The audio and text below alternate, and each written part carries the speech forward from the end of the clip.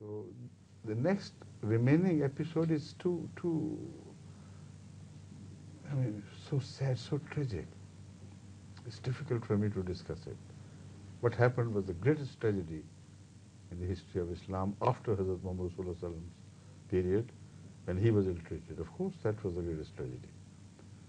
But after that, this is the most unfortunate episode. So we should pray for the departed souls, who should highlight their character and strength in weakness, the manlyhood with which they stood their grounds and did not bow to an authority sacrificing their principles. This is the best homage that we can pay to their memory, and this is the lesson we should draw from this. But otherwise, as I have attempted, I think the confusion has to be sorted out and clarified. Now, another proof that they also understood this problem clearly is that if they thought it was an invasion of their territory, then they should have hit back at their territory that was controlled by Hazrat Ali. They should have invaded that territory, and Mecca and Medina should have been, completely laid low with their might. It was not like that.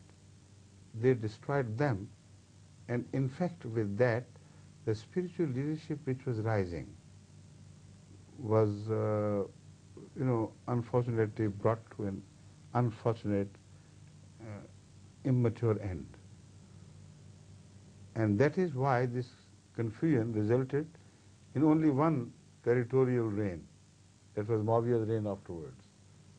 And Mecca and Medina, etc., and all the areas surrounding them, the main land of Hijaz, etc., they also fell to the territory of the Syrian rule because of this mistake.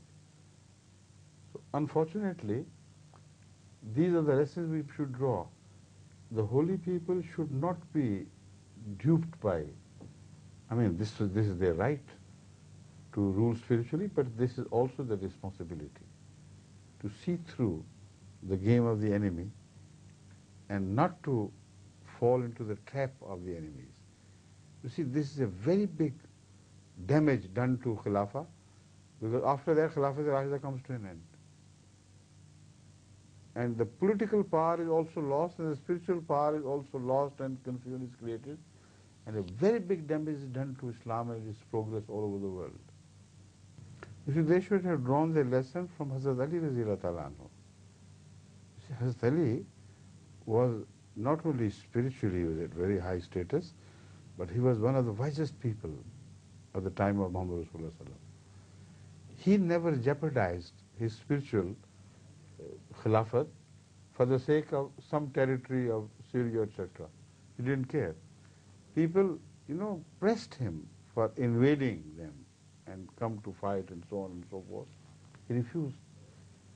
Now, some people think it was a mistake. I think it was the greatest act of his wisdom.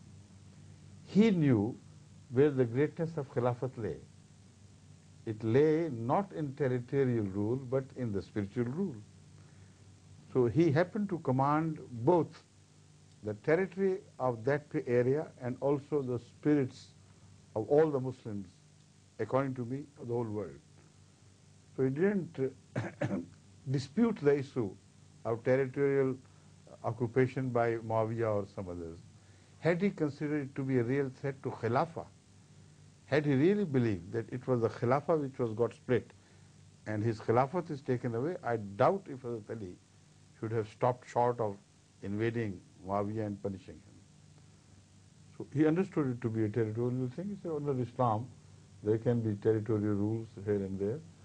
So Hazrat Imam Hussain and the family were duped by the people of Iraq, and they should have followed the Sunnah of Hazrat Ali Raziyallahu Ta'ala anhu and should have understood. But as I say, to begin with, I believe that they did not invade. They were duped. But then war was imposed on them. But because they were duped to go into another territory, That was the mistake, only mistake I believe. They committed, and Hazrat Ali would never have done that. I'm 100% certain. He would never have done that. The result, we paid dearly. The whole world of Islam paid dearly for this small mistake. You see, and then the conduct of Sunnah of Hazrat Muhammad Rasulullah Sallam also threw ample light on this issue. When Musaylama Kazzab approached Hazrat Muhammad Rasulullah Sallam and wanted a division of his khilafah between him and Muhammad Rasulullah Sallam, imagine, no question, whatever may happen. Not a jot, not a dot of khilafah will be shared by anybody else. This is the true khilafah. They should have drawn the lesson from that. That is why I say Hazrat Ali did not commit a single mistake. Absolutely right, because he understood Hazrat Muhammad Sallallahu Alaihi Wasallam better than anybody else in the world. He understood the meaning of being Khalifatullah. And because he was his Khalifa, so he knew his position. Muawiyah could not take a jot of his Khilafah by ruling a territory. Because the whole world was ruled by other kings. And their rule could not take a jot of his Khilafah. So how could Muawiyah's rule in a territory in any way deprive him of his supreme position in Islam as Khalifatul Rasul? So that is what the confusion of the time, unfortunately, deprived people of the period to understand. Things were confused. Now we look back. In the backlight, we see history very clear. But when you're involved in a game, then you don't see that clearly. So it's no fault of theirs either, in fact.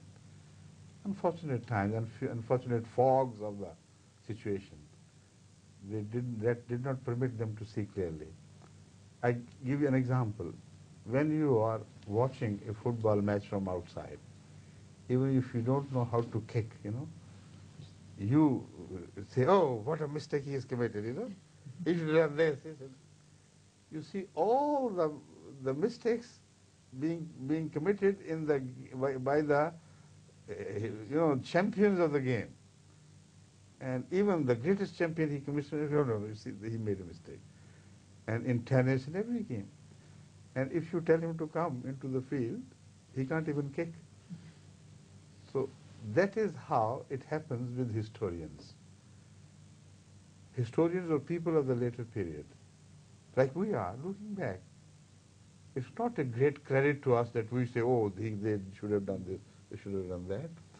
When you're involved and the pressure of the events is upon you, then your vision is befogged.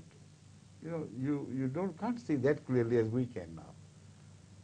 So that is why you should say, ultimately, last thing, he is to be blamed, he is to be blamed. Let's leave that to God and say, Allah is the best judge, but what happened was very tragic. Most tragic. It shouldn't have happened.